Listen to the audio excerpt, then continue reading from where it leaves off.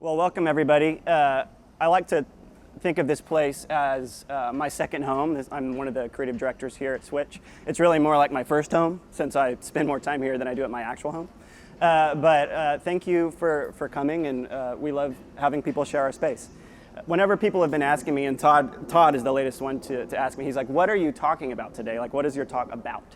And I said, I don't really know. I don't really know how to describe it, but I feel like it's important.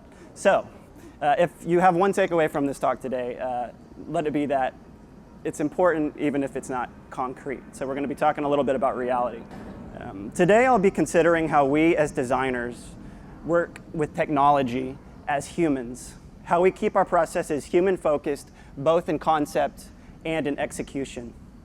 I want to consider the inherent advantage that we have over machines, that is the uniquely human potential to care strongly about the things we make and to constantly strive to view the world in new ways.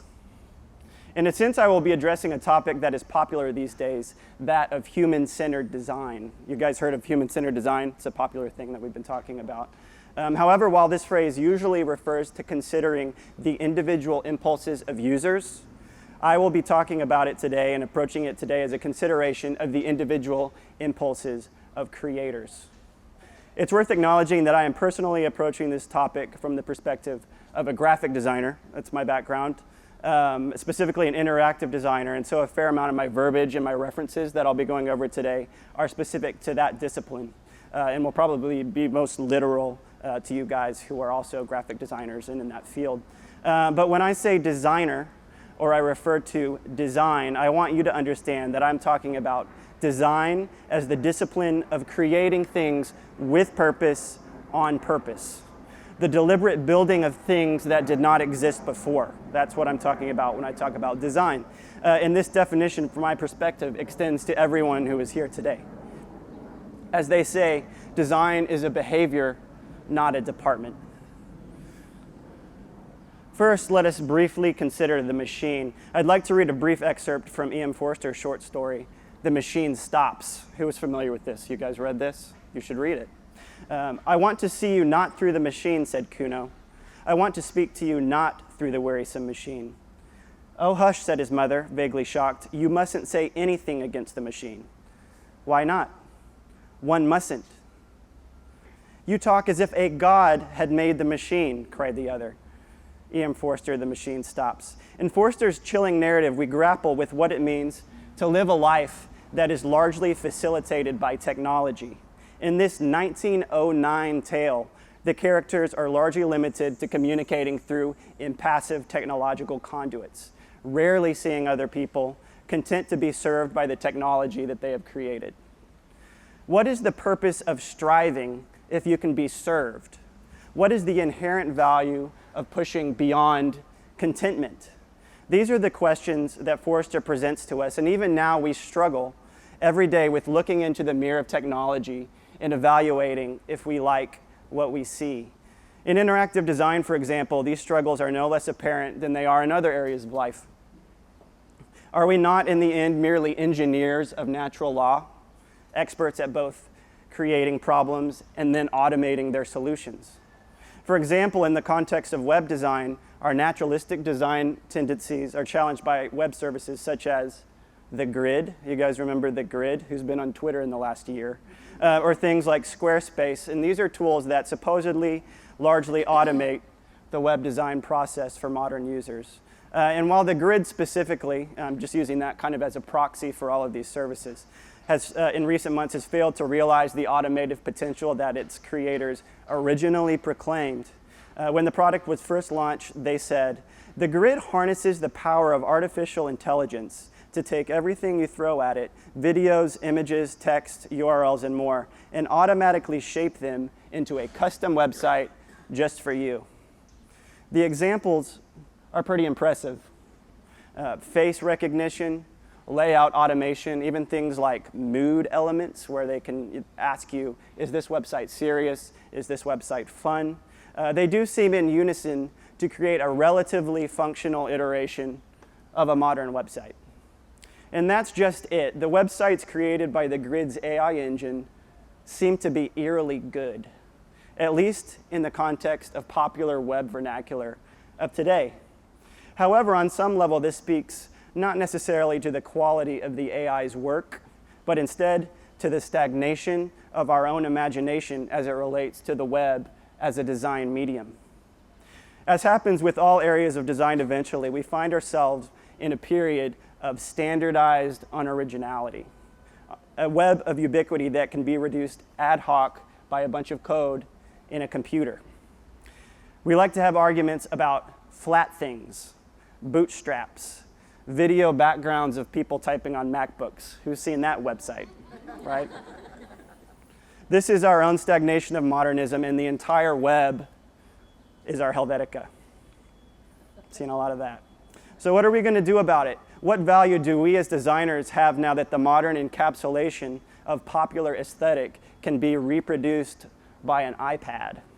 If design is actually human-centered, it's time for us to be shaken from our reverie and to start to think again about what we as humans are capable of. But how do we even begin to do this? It's easy to ask that question, but then what do we do about it? We can start, as I referenced before, by recognizing that we as designers are capable of caring deeply about the things we create. We are capable of obsession, of frustration, of conversation. We're capable of iteration. We're capable of exploration, of all of these words. Design can be a universal language, but it can also be a trap if a designer falls into the same patterns and solutions over and over and over again. The iconic graphic designer Neville Brody once stated, I want to make people, missed a slide. I want to make people more aware, not less aware. This is our task.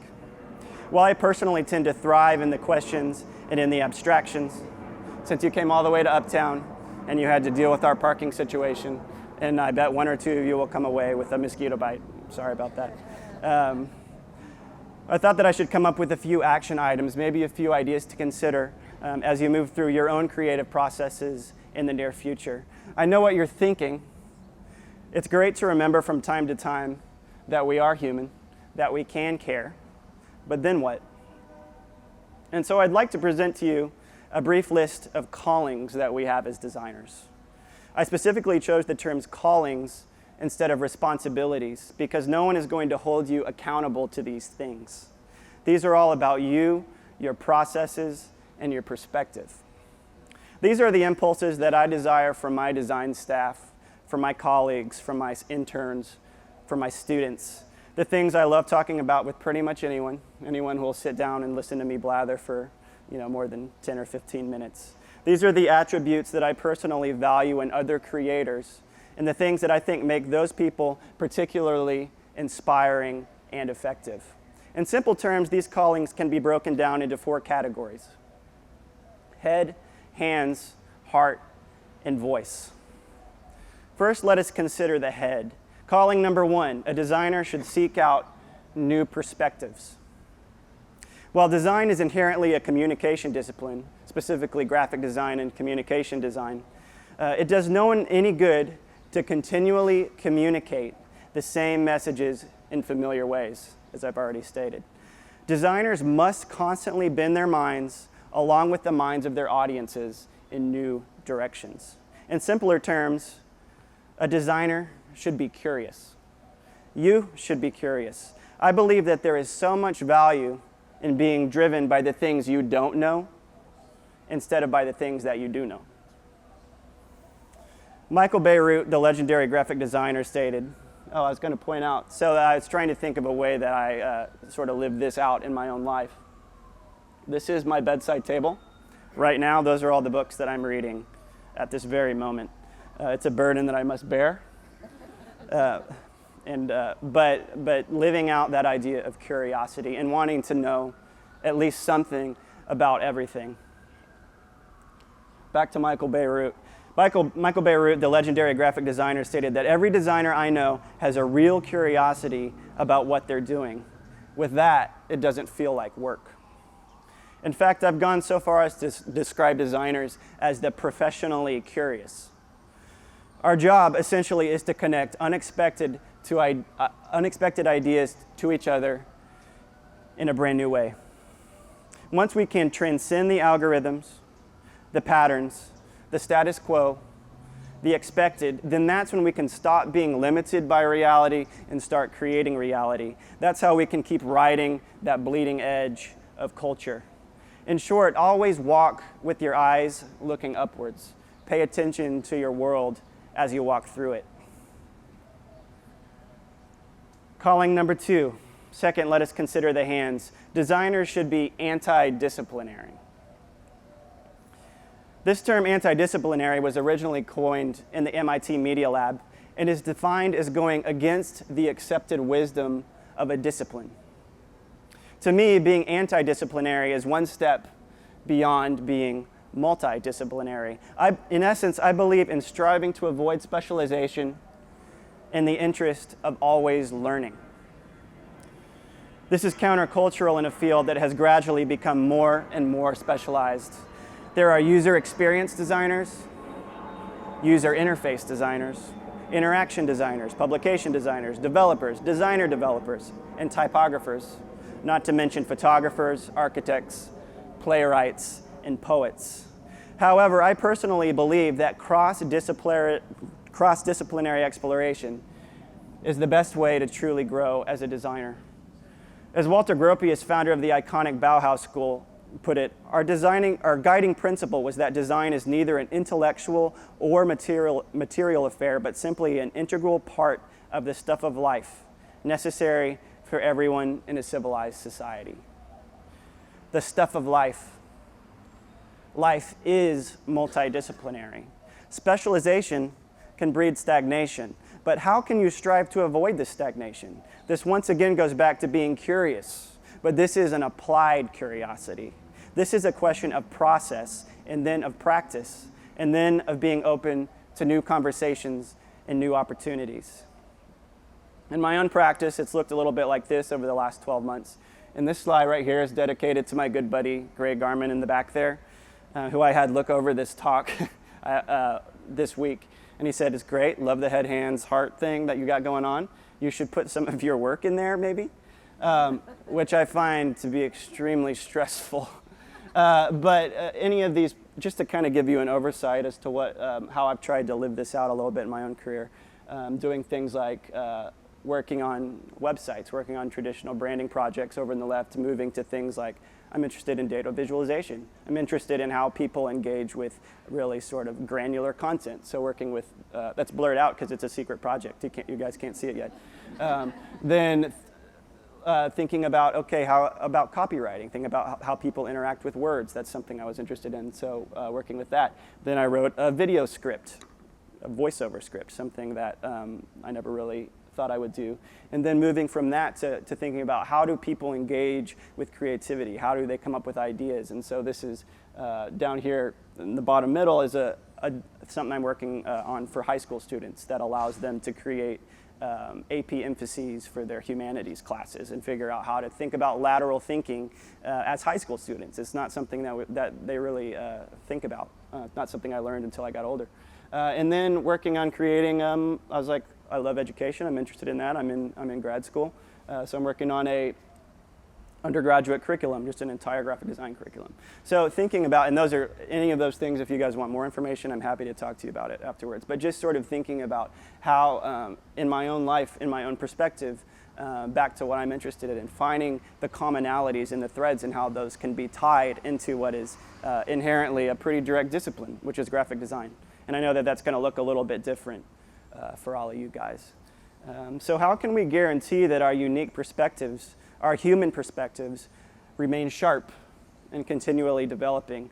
My admonition to you, and this ties back to kind of what I was showing you guys as far as what my own work has been doing. My admonition to you would be to focus on refining your own creative process. Develop a way of working that cannot be replicated. Find exploratory niches where you can continue to hone your craft. Figure out what you're interested in and how you can explore those in your work. Create a way of exploring your work that is uniquely your own. Continually refining your craft through practice, repetition, love, and mistakes. People love to talk about failure. I have more interest in talking about mistakes, those tiny little steps and missteps that you take as you work through a creative process. We can learn from our mistakes. This is a uniquely human attribute in some sense, or at least a biological attribute. Machines cannot intuitively learn from their mistakes. You can. As Oscar Wilde put it in The Picture of Dorian Gray, nowadays most people die of a sort of creeping common sense and discover when it is too late that the only thing one never regrets are one's mistakes. So, refine your skill set.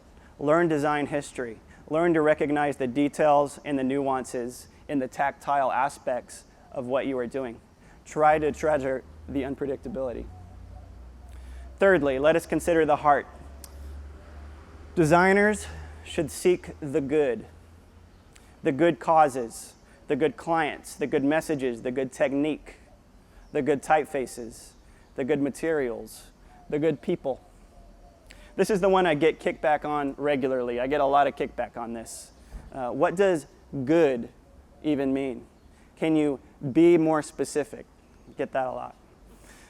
My reason is this: our calling is not necessarily to align ourselves with one objective definition of good, but instead to recognize that as designers, we have the responsibility to have an opinion. So often we emphasize the service aspect of our business, which of course is important. We are inherently a service business. But it's also important to remember that as designers, we are not a neutral force. We are the purveyors of ideas. We are the professional propagandists. Even those designers who condemn the expressive tendencies of other designers can have some pretty strong opinions. If you're familiar with Vignelli, when you center Helvetica, you have a massacre. This guy, obviously, if you're not familiar with him, he was a militant modernist, but he had very strong opinions about what was good and what was not.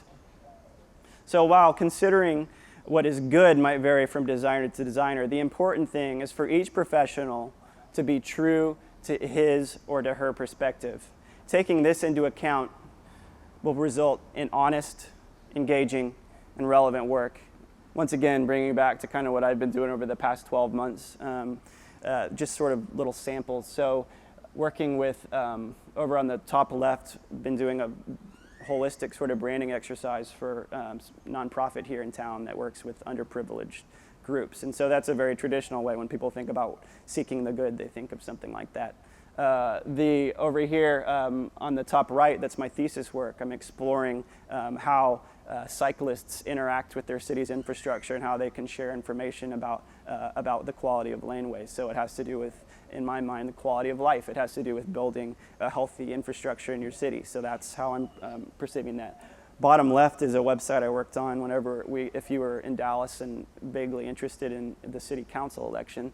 It was a pretty contentious time here politically in our town, and so that was a thing I was working on to sort of help guide people through that complex narrative of who they could vote for in their city council. And then down here in the bottom right, a good friend of mine has a publishing company that works with translated literature, and so for me that's a valuable thing. That's something I think is important for Americans, and specifically young Americans, to engage with these sort of multicultural literary traditions.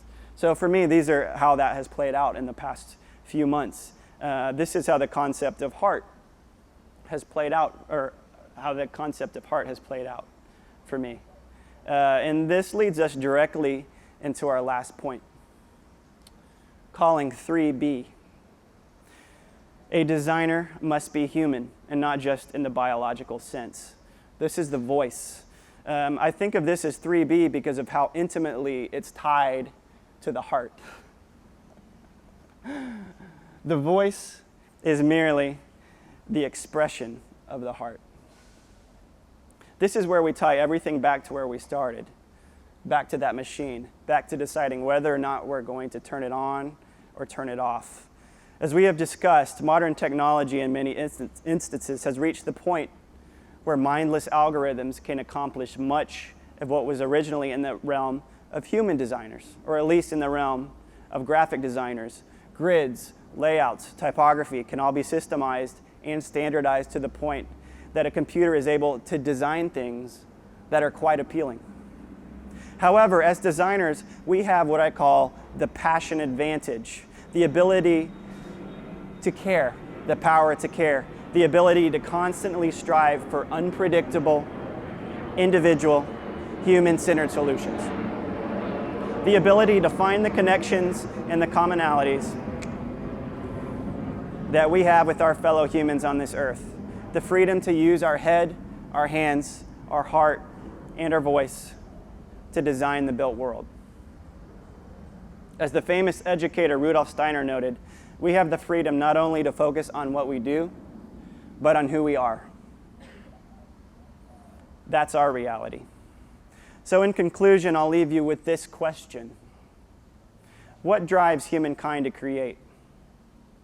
What is this instinct we have to live in a built world? What propels our need to design the things we use? These are the big questions that drive my passion for the craft. Design isn't simply a vocation or a question of composition and visual aesthetic, but instead a lens through which we can view life and human interaction. The ability to conceive of design is intrinsically related to being human, since it is so intimately entwined with the human pursuit. Our pursuit of good design is a noble one. This is what I believe after all. To design is to be human. It is the optimistically obstinate belief that we can build our own world, and through that, understand our own place in it just a little bit more than we did yesterday. And this, in short, is my reality. So thank you, everybody.